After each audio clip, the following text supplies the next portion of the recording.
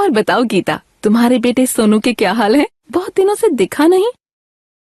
बाकी सब तो ठीक है बीना, बस एक दिक्कत है। कैसी दिक्कत गीता?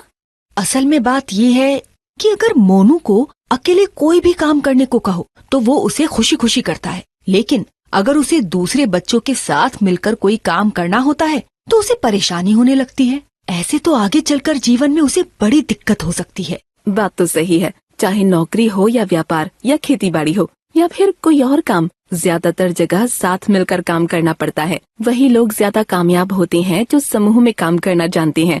जिन लोगों को बचपन से ही साथ काम करने की आदत होती है, आगे चलकर उन्हें इसमें ज्यादा परेशानी नहीं आती। हाँ, तभी तो अच्छे शिक्षक भी हमेशा इस बात का ध्यान रखते हैं कि बच्चे साथ मिलकर काम करना सीखें। तुमने ठीक कहा बीना।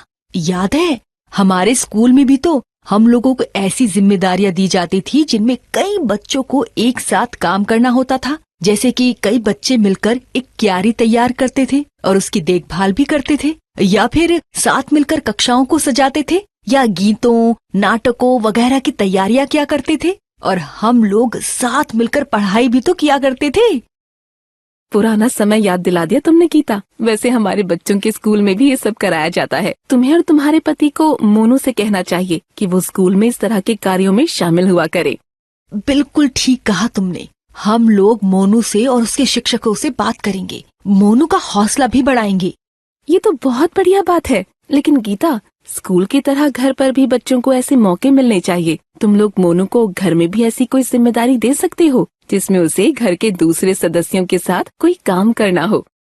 जैसे कि घर के दूसरे बच्चों के साथ मिलकर बगीचे की सफाई करना, या परिवार के साथ मिलकर त्योहार की तैयारी करना, या फिर इसी तरह का कोई काम। मैं समझ गई। अब मैं मोनू को इस तरह के कामों में शामिल किया करूंगी।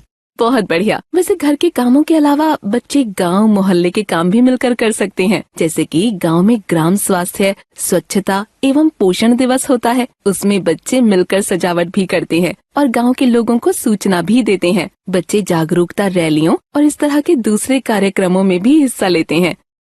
ये तो बहुत अच्छा बताया तुमने। वैसे खेलों से भी तो बच्चों में साथ मिलकर काम करने की भावना का विकास होता है।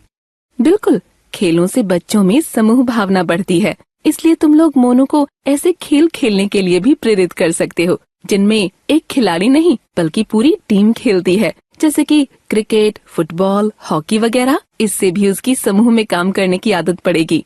तुमसे बात होने से पहले मैं मोनू को लेकर परेशान थी, लेकिन तुमने मेरी परेशानी दूर कर दी बीना।